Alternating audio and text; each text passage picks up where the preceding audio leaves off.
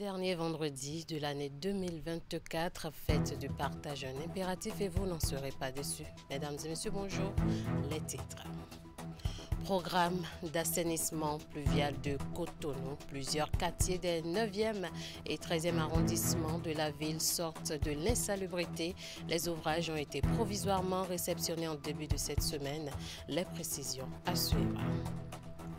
Sensibiliser les riverains sur les bons comportements à adopter en vue d'assainir leur environnement de vie. C'est l'objectif du projet Bénin-Ville propre qui a mené des actions de salubrité le week-end écoulé au quartier Jacques de Cotonou. Vous aurez les détails dans cette édition. Et puis, Festival Job de Mitonaye, la 8e édition va se tenir dans la première semaine de l'année 2025. Elle va se focaliser sur le thème Femmes africaines, réalité traditionnelle et modernité. Quel avenir? Le développement à suivre. À nouveau, bonjour. Les quartiers Agla, Kourounou, Aplomé, Godomé et Ménontin dans les 9e et 13e arrondissements de Cotonou sortent de l'insalubrité et surtout du phénomène d'inondation. Les ouvrages lancés dans ces quartiers sur financement de l'Agence française de développement dans le cadre de la mise en œuvre du programme d'assainissement pluvial de Cotonou ont été achevés. La réception provisoire a été faite ce lundi en présence du coordonnateur du PAPC, du directeur général adjoint de l'AGETUR, des responsables de la CIRAT et bien d'autres acteurs. La délibération faite à l'issue de la visite de terrain certifie que les ouvrages sont de bonne qualité. Idrissou Boukari et Elvis Tonoukoua. Le programme d'assainissement pluvial de Cotonou sort progressivement les populations des affres, des inondations, de l'insalubrité et de l'insécurité. La partie des ouvrages financés par l'Agence française de développement est terminée et les différents acteurs impliqués procèdent à la réception provisoire ce lundi 23 décembre 2024. Les quartiers des 9e et 13e arrondissements de Cotonou font peau neuve pour le bonheur de leurs habitants. Vous savez, le PAPC, son objectif principal, c'est de contribuer à l'assainissement pluvial du cadre de vie de la ville de Cotonou. Le PAPC a ceci de différent que cette fois-ci, c'est une solution vraiment durable qui a été mise en place. Donc aujourd'hui, nous avons réceptionné ce qu'on appelle généralement le bassin XX qui couvre une grande superficie dans la ville de Cotonou, tels que Ménontin, Agla, ainsi de suite. Et donc, les ouvrages ont été jugés très satisfaisants. Et vous avez vu la composition de la délégation qui a procédé à la réception provisoire. Nous avons observé que les travaux ont été bien exécutés. Les travaux évalués à plus de 23 milliards de francs CFA ont consisté à la réalisation des ouvrages d'assainissement tels que les collecteurs d'eau, des bassins de rétention, des voies pavées, des ouvrages d'assainissement secondaire, l'acquisition d'équipements pour la collecte des déchets solides, les plantations d'arbres et autres infrastructures socio-communautaires. Les travaux intègrent les dimensions techniques, environnementales et sociales. Il y a eu d'abord un constat d'achèvement, ensuite il y a eu une prévisite de réception provisoire. Donc la sortie d'aujourd'hui vise à confirmer que tout ce qui avait été dit à l'étape de constat d'achèvement et à l'étape de prévisite de réception provisoire a été pris en compte par l'entreprise. Donc nous avons constaté effectivement que l'entreprise a réalisé les travaux dont elle a la charge et que ces travaux respectent son cahier de charges. Le programme d'assainissement pluvial de Cotonou est financé par plusieurs bailleurs de fonds, à savoir la Banque mondiale, la Banque européenne, la Banque ouest-africaine de développement, la Banque islamique de développement et l'Agence française de développement. Après la réception provisoire, les ouvrages sont mis sous observation pour une période de garantie d'1 an avant la réception définitive. La campagne de sensibilisation sur la migration vers le plan de numérotation à 10 chiffres initié depuis quelques jours par l'ARCEP Bénin et les associations de défense des droits des consommateurs à l'endroit des populations du Nord Bénin afin a pris fin dimanche dernier par l'étape de Djougou, tout comme Wake, Penko, Kérou et Natitengo. La délégation conduite par le président de l'ARCEP Bénin a expliqué aux populations de Djougou les enjeux de cette migration à 10 chiffres et les dispositions techniques à prendre pour se conformer à la nouvelle donne avant la date butoir du 31 décembre 2024. Alassane Aounan pour les détails. Djougou, dernière étape de la campagne de sensibilisation et d'information sur la migration vers le plan de numérotation à 10 chiffres initié par l'autorité de régulation des communications électroniques et de la poste ARCEP Bénin en collaboration avec les associations de défense des droits des consommateurs à l'endroit des populations du Nord Bénin. Ici, tout comme dans les précédentes localités sillonnées, le message est le même. Nous sommes arrivés ici et d'abord pour rappeler aux usagers cette échéance du 31 décembre, former certains usagers afin qu'ils puissent nous aider à aider ceux qui ne pouvaient pas le faire par eux-mêmes, donc à télécharger l'application que l'ARCEP a développée spécialement pour cette occasion, afin que tous les répertoires soient convertis avant l'échéance du 31 décembre 2024. Avant donc l'échéance du 31 décembre 2024, l'ARCEP Bénin a conçu une application déjà disponible dans les stores susceptible de faciliter la conversion automatique des numéros de chaque répertoire téléphonique. Pour y parvenir, tout détenteur de téléphone portable devra respecter 3 étapes essentielles. C'est d'abord de pouvoir télécharger et installer cette application convenue ARCEP Bénin. La deuxième étape, c'est de désactiver la synchronisation automatique avec toutes les plateformes ou bien tous les supports qui contiennent donc nos numéros de téléphone, nos contacts. Et la troisième étape, c'est de sauvegarder, d'exporter nos contacts. Quand vous avez résolu ce problème, la dernière étape, qui n'en est pas vraiment une puisque c'est pour cela que l'application a été installée, c'est de convertir automatiquement les numéros et à peine en quelques secondes, les numéros sont convertis.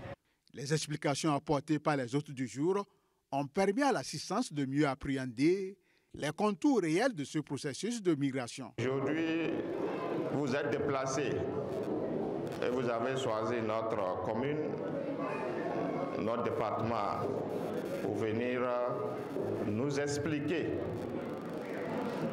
dans le cadre du plan de numérotation à 10 chiffres. C'est véritablement important pour nous. Ça nous va droit au cœur pour vous dire merci.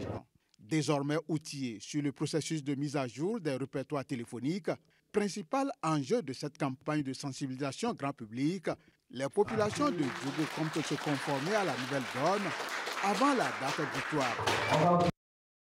Mercredi, c'était la fête de Noël un peu partout dans le monde pour la communauté chrétienne. Et en marge à la célébration, l'enfance missionnaire de la paroisse de l'Immaculée Conception a organisé le mardi 24 décembre la Noël Partage 2024 pour les enfants de Toré dans le département de l'Atlantique. C'était l'occasion pour les enfants de la localité de se retrouver en famille pour festoyer et partager des repas ensemble. L'initiative est soutenue par le président du cadre de concertation des jeunes de l'Atlantique, Philippe Rousseau. Voici le point.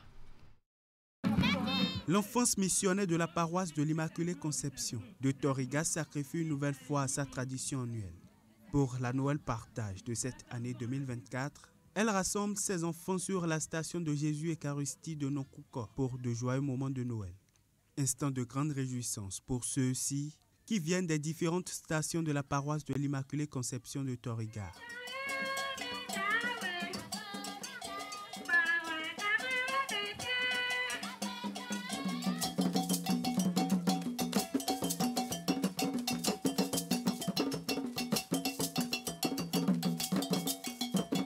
La Noël Partage est bien ancrée dans les habitudes de l'enfance missionnaire de la paroisse de l'Immaculée Conception de Toriga depuis plusieurs années. Mais pour l'édition de 2024, elle est appuyée par Philippe Rousseau, président du cadre de concertation des jeunes de l'Atlantique. L'homme à la casquette d'acteur politique veut à travers cette célébration partager le vivre ensemble avec ses bouts de chou. Je suis venu accompagner les enfants, je suis venu avec les enfants, je veux être avec les enfants. Le retournement social dont on parle aujourd'hui et que le président de la République est en train de prôner, il faut forcément que nous-mêmes, fils du terroir, nous accompagnions le président de la République. Ce n'est pas être avec les enfants, c'est apporter une partie de ce qu'on a pour soulager les enfants au cours d'une manifestation.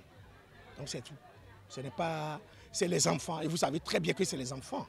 On n'a pas choisi des gens sur qui, ou bien avec qui on peut parler de politique demain, mais nous avons choisi les enfants. Nous avons choisi les enfants pour l'honneur que nous avons pour les enfants, pour l'amour que nous avons pour les enfants de Tori. Tout au long de la journée, ces différents groupes d'enfants de la paroisse de l'Immaculée Conception de Torigar ont eu à partager de nombreux repas en toute convivialité. Divers jeux d'enfants étaient aussi au rendez-vous pour de bons moments de divertissement.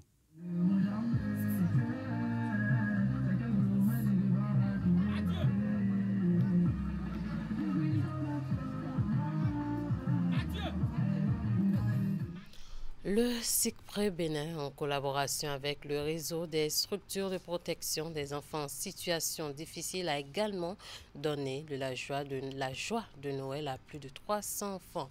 C'est à travers la commémoration de la journée de l'enfant béninois qui a été couplée avec la Noël des enfants solidaires. Le reportage. Ils sont plus de 300 enfants du département de Lomé à avoir eu l'opportunité de connaître la joie de Noël à travers cette commémoration de la journée de l'enfant béninois, couplée avec Noël des enfants solidaires, Jebnes 2024. L'événement est organisé par l'Assemblée des membres du SICPRE Bénin en collaboration avec le réseau des structures de protection des enfants en situation difficile, RESPES. L'Assemblée des membres, une fois l'an, à l'occasion surtout des fêtes de fin d'année, a estimé qu'il faut organiser une manifestation pour contenter nos enfants. Aussi bien les enfants des membres de l'AM que les enfants de la direction nationale et surtout les enfants de conditions sociales très peu reluisantes, disons des couches défavorisées. Disons, nous sommes à la 7e édition. Juste pour offrir à nos enfants, surtout nos enfants, comme je l'ai dit, de conditions défavorisées, et de plus en plus les enfants handicapés, nous organisons ces fêtes pour les faire sortir, pour qu'ils vivent eux aussi l'engouement de Noël. Vous savez que Noël avec Papa Noël, tous les enfants adorent. Nous aspirons à une société béninoise, voire africaine, où tous les enfants sont épanouis, tous les enfants sont nourris, soignés et bien éduqués. Une société où la joie des uns est communiquée aux autres. Les événements du genre constituent déjà des pas vers l'atteinte de cet objectif. Je remercie le SICPRE Bénin pour l'organisation et l'encourage à poursuivre sur cette lancée. Avec les cadeaux reçus des mains du Père Noël, les activités ludiques, la visite des institutions implantées à Porto Novo et du Jardin des plantes et de la nature, les enfants ont vraiment profité de cette journée qui leur était dédiée. Vos actions en faveur de l'éducation, de la protection et de l'épanouissement des enfants nous inspirent et renforcent notre confiance en un avenir meilleur. Merci pour ce que vous faites pour nous, que vos efforts continuent de porter des fruits pour le bien-être de tous les enfants de notre chère nation. Bien chères autorités, puissions-nous par nos contributions à désormais inscrire, s'il vous plaît, sur vos budgets, continuer à œuvrer ensemble pour offrir à nos enfants un environnement propice à leur épanouissement, à leur solidarité, car en investissant dans leur bonheur, nous investissons dans un avenir radieux pour notre nation.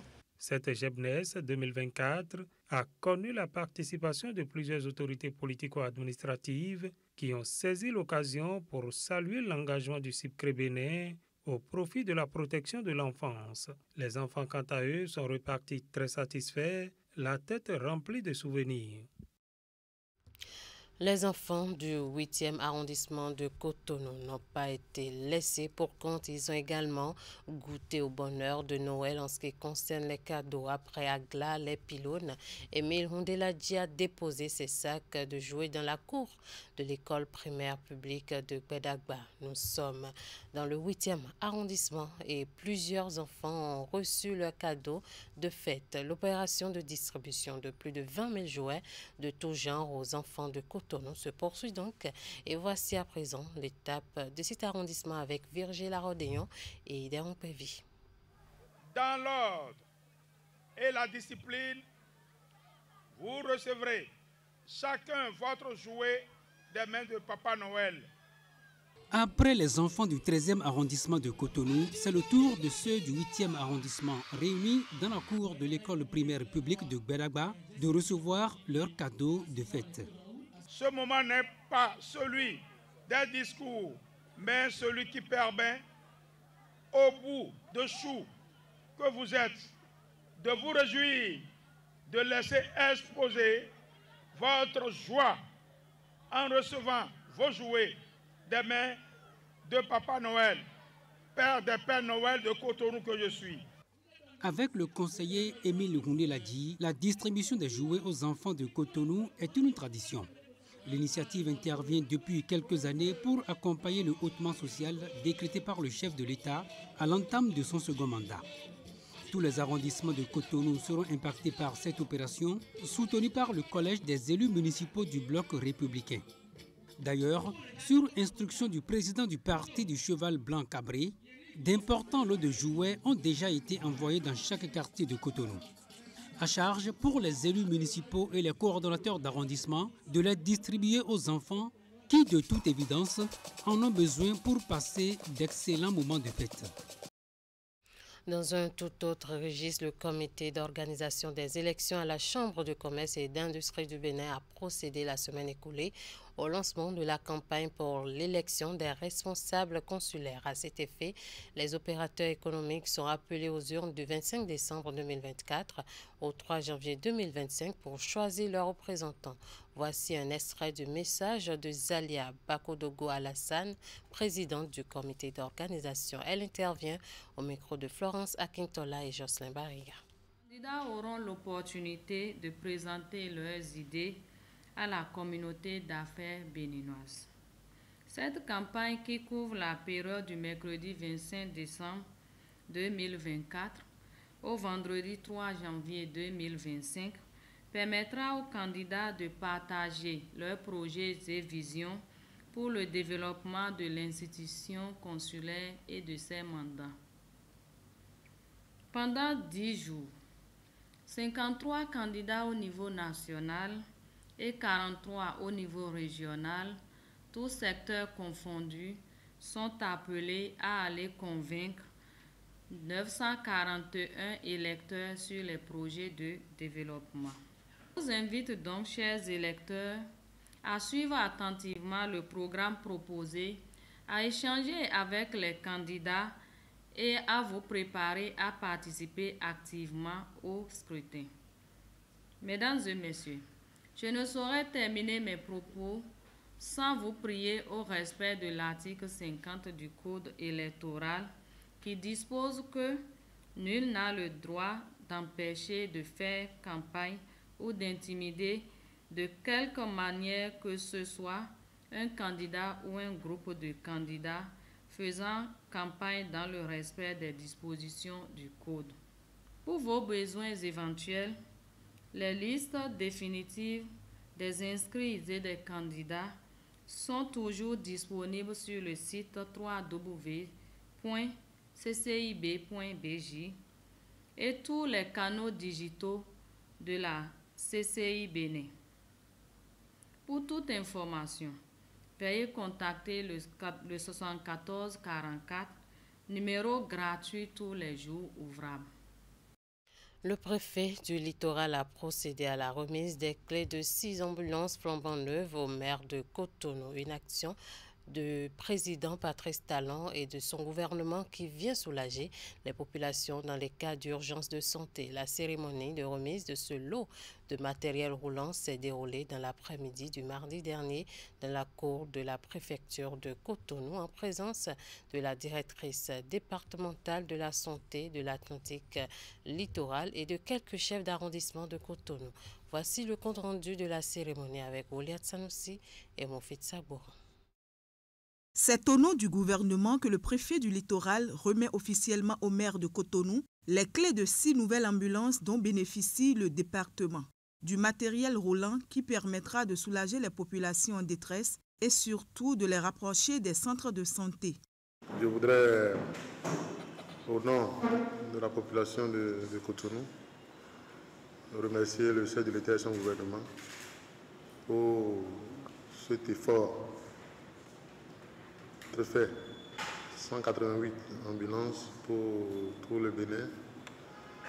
Dans le département, nous en avons reçu 6. Je crois que nous devrions dire merci aux autorités qui ont travaillé à cela. Il n'y a pas de développement sans santé, on le sait très bien. Et nous savons très bien que pour être en bonne santé, il faut du bon matériel.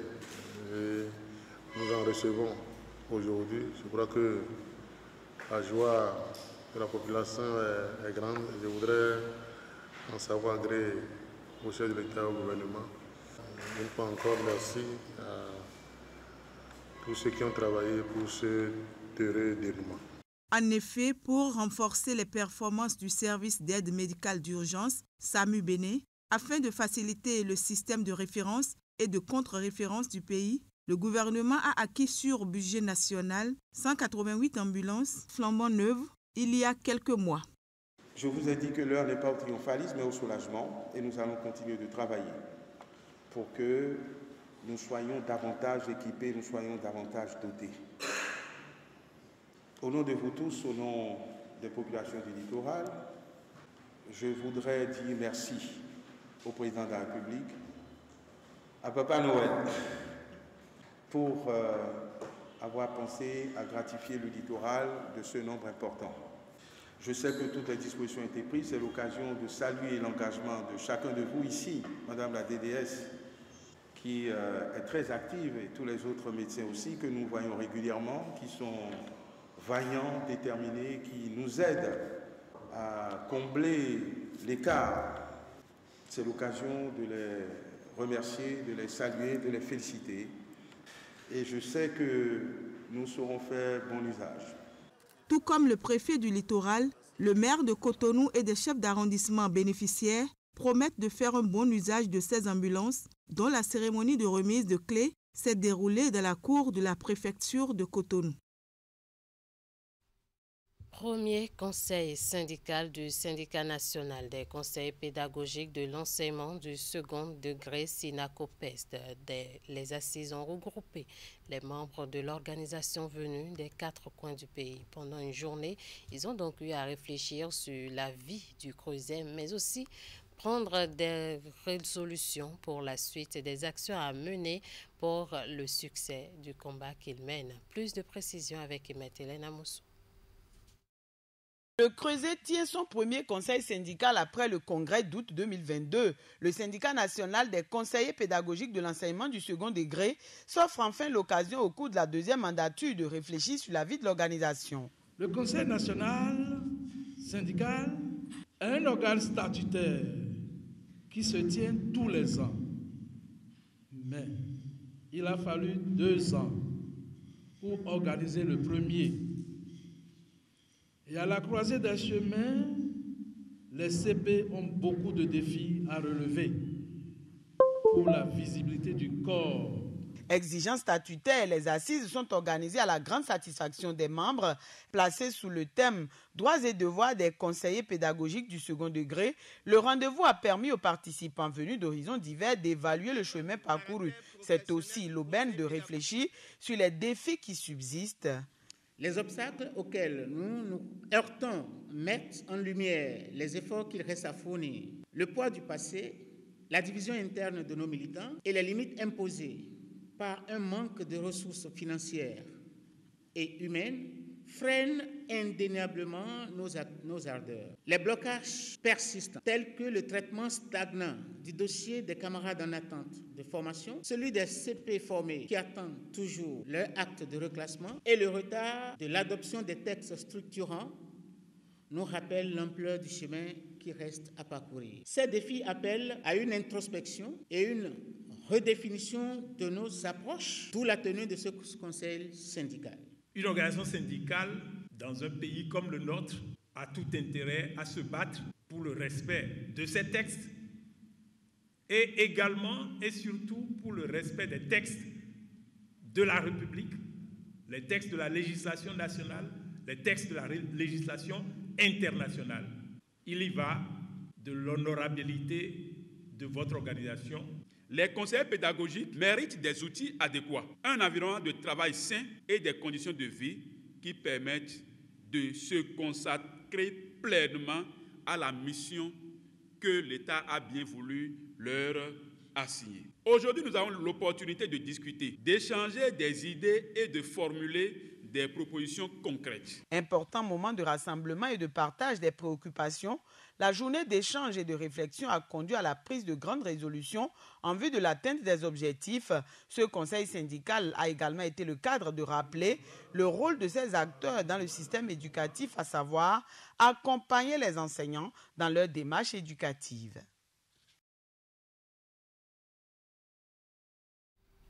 Le quartier Jacques de Cotonou a reçu un coup de balai samedi dernier. De grand matin, les responsables de l'organisation non gouvernementale Bénin Ville Propre, ensemble avec les habitants, ont procédé au nettoyage du dit quartier, en l'occurrence les abords immédiats de la plage. L'initiative portée par Alain Adjibadé vise à sensibiliser les riverains sur les bons comportements à adopter en vue d'assainir leur environnement de vie. Les détails dans ce compte rendu.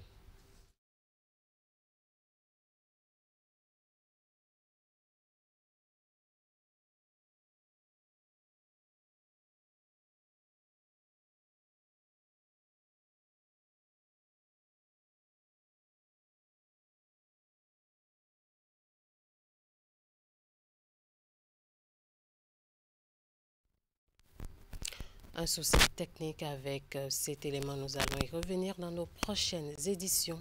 Du 3 au 6 janvier 2024, ce sont des dates à garder jalousement.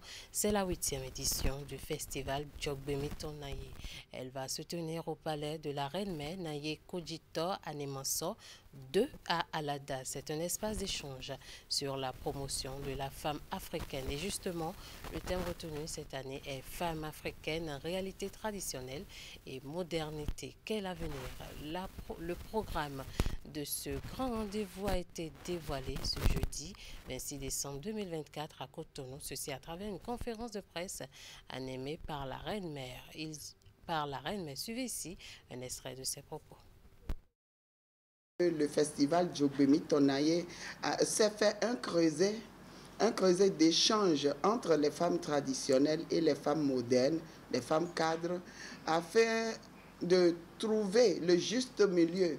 C'est vrai qu'aujourd'hui, nous ne pouvons plus utiliser à 100% les connaissances que Tassi Hangbe a utilisées, que les Amazones ont utilisées en son temps, où elles pouvaient en une fraction de seconde quitter le Bénin pour le Mali afin de délivrer une femme pour son accouchement ou tout autre. Et ces femmes étaient manipulatrices de la puissance matricielle. Aujourd'hui, nous ne pouvons plus l'utiliser de cette manière, mais pourquoi pas le moderniser? Moderniser notre puissance matricielle. Si aujourd'hui nous continuons à recevoir quelques gouttes d'eau des hommes pour en faire des êtres humains, c'est que nous continuons d'avoir cette force d'attraction et de transformation, et nous pouvons le mettre au service du développement de notre pays. Donc ce creuset nous permet de changer chaque année sur un thème qui amène la femme à faire recours à son énergie intérieure, à se connaître mieux, à savoir quels sont ses potentiels, de quoi elle est capable. En fait, le festival Djoglomi Tonaye ramène la femme à son potentiel énergétique, mais également, pourquoi pas, son potentiel physique, d'intelligence, d'intuition. Donc, ça nous permet de réveiller en fait ce que la femme a déjà en elle. Les activités phares de cette édition, le vendredi 3 janvier, nous allons faire un carnaval. Et ce carnaval va laisser place à un espace d'échange intergénérationnel. Le samedi serait le symposium international où, comme je le disais tout à l'heure, les grands maîtres de la sociologie vont se mettre en place pour nous définir des sous-thèmes qui vont être développés afin de pouvoir joindre ces résultats aux solutions que nous allons trouver. Il y aura les grands traditionnalistes également qui vont présenter leur communication. Voilà qui met fin à ce 13h au Bénin. Merci de nous avoir suivis. Merci à toute l'équipe de rédaction, de réalisation et de diffusion. Passez un bon après-midi en compagnie de nos programmes.